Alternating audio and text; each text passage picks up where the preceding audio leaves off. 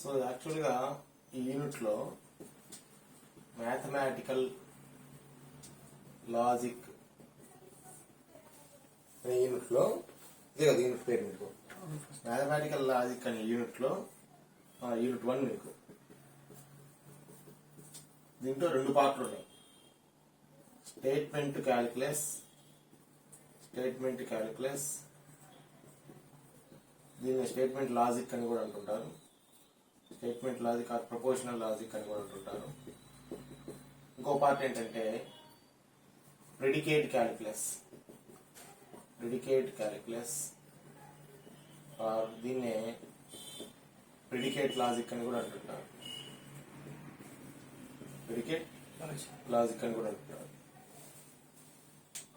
అయితే ఇప్పటిదాకా మనం చదివింది స్టేట్మెంట్ క్యాలిక్యులస్. అయితే ఈరోజు డిస్కస్ చేయబోయే టాపిక్ ఈరోజు నుంచి ప్రెడికేట్ క్యాలిక్యులస్. ఈ పార్ట్ అయిపోయింది. ప్రెడికేట్ క్యాలిక్యులస్ డిస్కస్ చేస్తాం. అయితే ఈ ప్రెడికేట్ క్యాలిక్యులస్ కి స్టేట్మెంట్ క్యాలిక్యులస్ కి సంబంధం ఉంది. రెండింటికి దాని మీద డిపెండ్ అయి ఉన్నాయి. సంబంధం ఉన్నబట్టి మ్యాథమెటికల్ లాజిక్ అనే ఇంటి కింద పెట్టారు 2 టాపిక్లని. కాబట్టి ఇది బాగా వచ్చిందంటే ఇది కూడా వచ్చినట్టే, ఇబ్బంది ఏం లేదు. సో అసలు ఏంటి ప్రెడికేట్ లాజిక్ అంటే, ప్రెడికేట్ అంటే ఏంటి చూద్దాం. Suppose x is even number అన్నాడు. ఇది ఒక సెంటెన్స్. స్టేట్మెంట్ కాదా చెప్పాలంటే ఇంతకుముందు నేను చెప్పినట్టుగా ట్రూ ఫాల్స్ చెప్పగలగాలి. ట్రూ ఫాల్స్ చెప్పగలవా? ఇది ఎందుకు చెప్పలేకపోతున్నాము? ఎక్స్ అని ఉంది.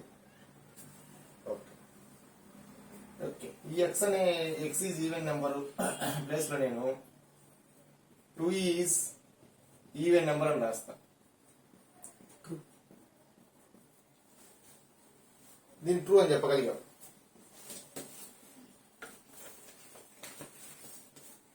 ఎప్పుడు చెప్పగలిగావు? ఎక్స్ బదులు 2 అని ఇచ్చాను.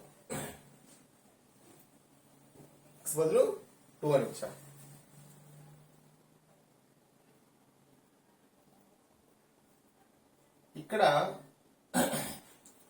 ఎక్స్ ఈజ్ ఈవెన్ నెంబర్ లో ఈ యొక్క స్టేట్మెంట్ ఏమని పిలుస్తామంటే ఓపెన్ స్టేట్మెంట్ అంటాం. ఓపెన్ స్టేట్మెంట్ ఎందుకంటే ఈ స్టేట్మెంట్ ఈజ్ ఓపెన్. ఎక్స్ బదులు ఏమైనా పెట్టుకోవచ్చు నువ్వు. అంటే ట్రూ ఆఫ్ ఫాల్స్ కావచ్చు, అది వేరే విషయం. 3 అయినా పెట్టుకోవచ్చు, ఈవెన్ నెంబర్ పెట్టుకోవాలనేం లేదు. 3 అయినా పెట్టుకోవచ్చు. అయితే కాకపోతే అది ఫాల్స్ అవుతుంది. స్టేట్మెంట్ యొక్క ట్రూత్ వాల్యూ ఫాల్స్ అవుతుంది. 3 ఈజ్ ఈవెన్ నెంబర్ అన్నాను.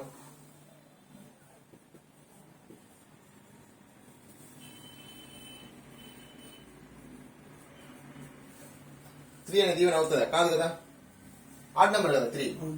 కాబట్టి ఫాల్స్. దీని యొక్క ట్రూత్ వాల్యూ ఫాల్స్, దీని యొక్క truth value true. So x బదులు మనం రీప్లేస్ చేసుకుంటూ పోతున్నామా లేదా? కాబట్టి దిస్ ఈజ్ ఓపెన్ స్టేట్మెంట్. ఏం స్టేట్మెంట్? Open statement. ఈ యొక్క ఎక్స్ ని ఫ్రీ వేరియబుల్ అంటాం. ఏమంటాం? Free variable. మొత్తం statement x is even number అనే స్టేట్మెంట్ ని ఓపెన్ స్టేట్మెంట్ అంటాం. ఎక్స్ ని ఫ్రీ వేరియబుల్ అంటాం.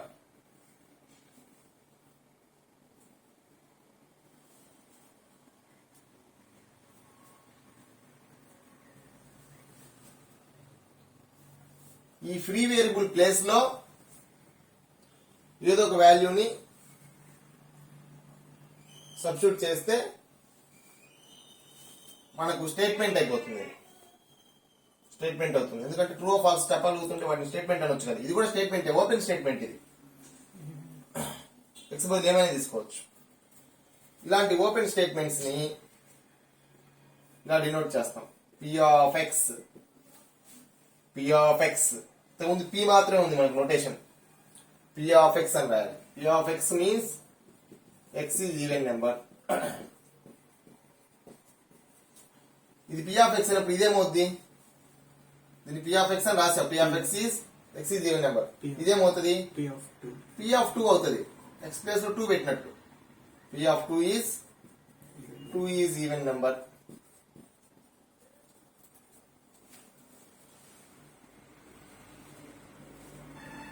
So x is replaced by 2. x ని ఫ్రీ వేరియబుల్ అంటాం. x is even number అనేటువంటి స్టేట్మెంట్ ఓపెన్ స్టేట్మెంట్ అంటాం. ఆ యొక్క x బదులుగా ఫ్రీ వేరియబుల్ బదులుగా మనం ఏమైనా సబ్స్టిట్యూట్ చేస్తే దాన్ని సింపుల్ గా స్టేట్మెంట్ అనొచ్చు.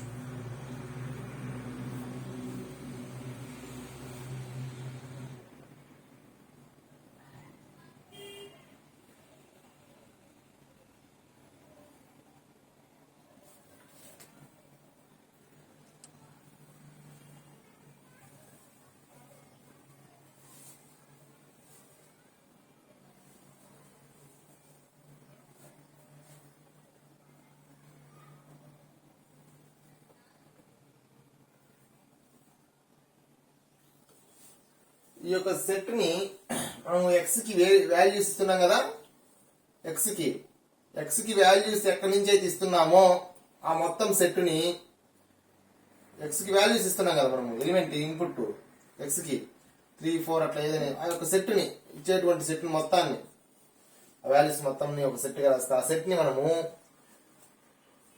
యూనివర్స్ అంటాం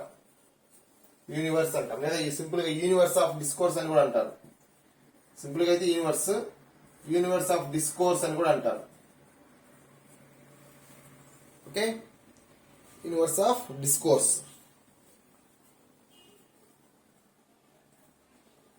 ఇక్కడ ఎక్స్ కాకుండా రిమైనింగ్ పార్ట్ ఉంది చూడు,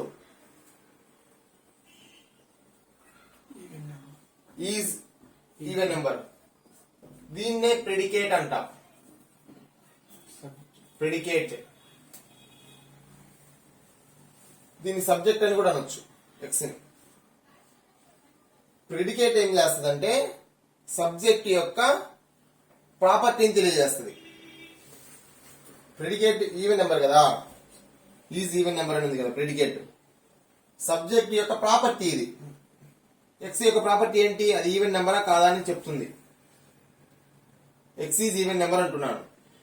ఎక్స్ అనేది సబ్జెక్ట్, ఈజ్ ఈవెన్ నెంబర్ అనేది ప్రెడికేట్. అంటే ఈజ్ ఈవెన్ నెంబర్ అనేది ఎక్స్ యొక్క ప్రాపర్టీ అయినా కాదా, కాబట్టి predicate tells us the property of subject.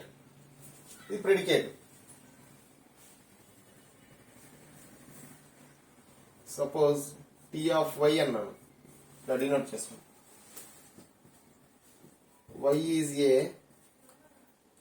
Teacher. Why is a teacher? Why is a teacher? Y అనేది సబ్జెక్టు. ఈ వై బదులు మనము నేమ్స్ ఇవ్వచ్చు. నేమ్సే కదా ఇచ్చేది మనం. ఆ నేమ్స్ సెట్ ఏమంటాం, నేమ్సే కదా వైకి ఇచ్చేది. ఎస్, ఆ నేమ్స్ సెట్ ని ఏ నేమ్స్ అని చాలా ఉన్నాయి. ఆ నేమ్స్, ఈ నేమ్స్ లో కొన్ని నేమ్స్ కే ఇది ట్రూ కావచ్చు, కొన్ని నేమ్స్ కే ఫాల్స్ కావచ్చు.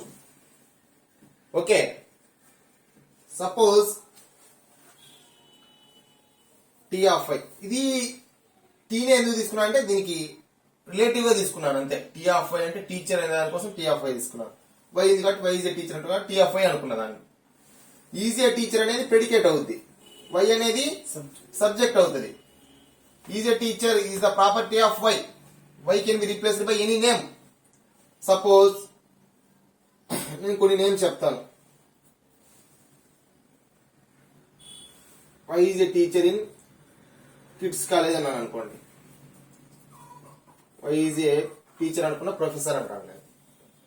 Why is a professor.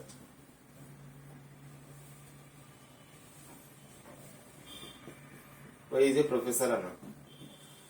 ఇక్కడ ఈ సెట్ లో కొన్ని నేమ్స్ చెప్తున్నా. Suppose Ramana, Samprasad, Srinu,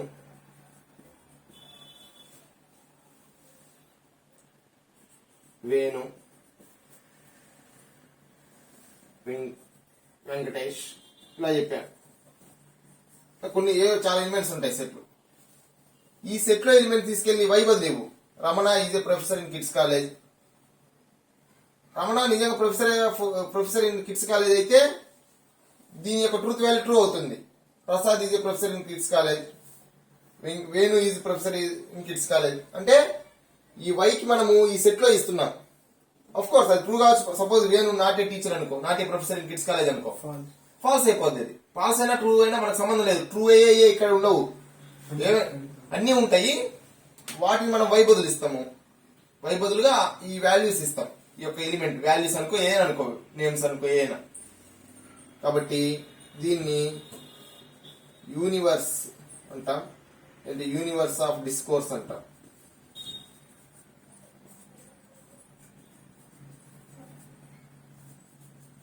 okay,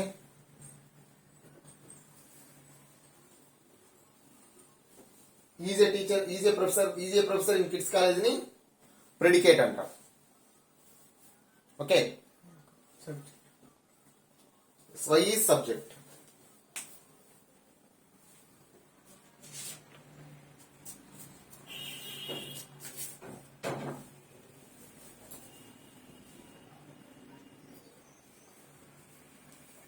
right,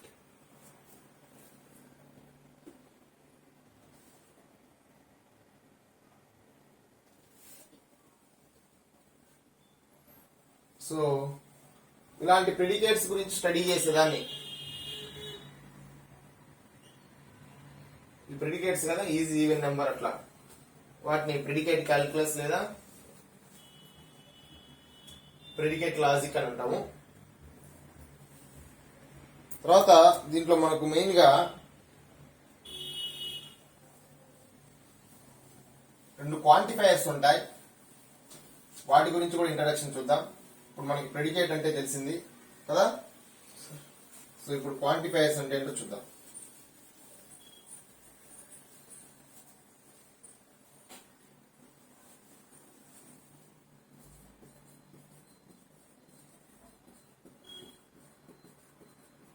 quantifiers అంటే దీంట్లోనే ఉంది పేరు, క్వాంటిటీ అనే పేరు ఉందా లేదా, పూర్తిగా లేకపోయినా కొంతవరకు క్వాంటిటీ అనే మాత్రం ఉంది కదా. So it denotes quantity, it denotes quantifiers, denotes quantity. మనకు ప్రెడికేట్ క్యాలిక్యులస్ లో 2 రకాల క్వాంటిఫైయర్స్ ఉన్నాయి. సమ్ము అంటే కొన్ని, ఆల్ అంటే అన్ని. సమ్ అంటే కొన్ని, ఆల్ అంటే అన్ని, కొన్ని అన్ని. ఇలా కొన్ని అని చెప్పామంటే క్వాంటిటీగా, ఆల్ అని చెప్పినా కూడా క్వాంటిటీనే కదా. సో సమ్ము, ఆల్ 2 క్వాంటిఫైయర్స్ ఉన్నాయి మనకి. సమ్ అన్న మనకి ఒక్కోసారి సెంటెన్స్ లో దేర్ ఎగ్జిస్ట్ అని కూడా వస్తుంది, లేకపోతే ఫర్ సమ్ అనే మీనింగ్ వస్తుంది. సమ్ అన్న ఫర్ సమ్ అన్న ఒకటే.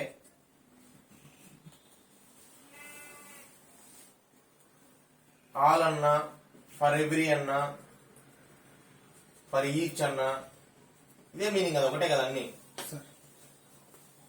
అన్ని అనే మీనింగ్ వచ్చేట్టుగా ఏ వర్డైనా రాయొచ్చు వాడు. కొన్ని అనే మీనింగ్ వచ్చేటట్టుగా ఏ వర్డైనా రాయొచ్చు. అది దీని కిందకి వస్తుంది, ఇది దీని కిందకి వస్తుంది. అయితే వీటికి ఒక సింబల్ ఉంది, దేర్ ఎగ్జిస్ట్. సమ్ అన్నా, దేర్ ఎగ్జిస్ట్ అన్నా, ఫర్ సమ్ అన్నా, ఈ సింబల్ దేర్ ఎగ్జిస్ట్ సింబల్ ఈని రివర్స్ రాయాలి. అలా రాస్తే అది దేర్ ఎగ్జిస్ట్ అని చదవాలి. దాన్ని ఏమని చదవాలి? There exist. ఇదే ఈ వర్డే మీనింగ్ ఇది.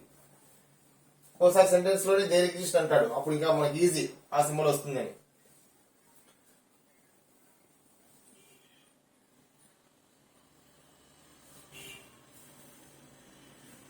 ఆల్, ఫర్ ఆల్ అనే సింబల్ వస్తుంది, ఏని రివర్స్ రాయాలి. సో మనకు క్వాంటిఫైయర్స్ 2 రకాలు ఉన్నాయి, దేర్ ఎగ్జిస్ట్, ఫర్ ఆల్. ఈ 2 క్వాంటిఫైయర్స్ ఉన్నాయి మనకి. ఈ యొక్క ప్రెడికేట్ క్యాలిక్యులస్ లో వచ్చేటువంటి క్వాంటిఫైయర్స్ ఇవే, దేర్ ఎగ్జిస్ట్, ఫర్ ఆల్. వాటి మీనింగ్ అవి ఫర్ ఎవరీ అన్నా, ఫర్ ఈచ్ అన్నా, ఆల్ అన్నా, సమ్ అన్నా, దేర్ ఎగ్జిస్ట్ అన్నా, ఫర్ సమ్ అన్నా, అవి ఇవి 3టికి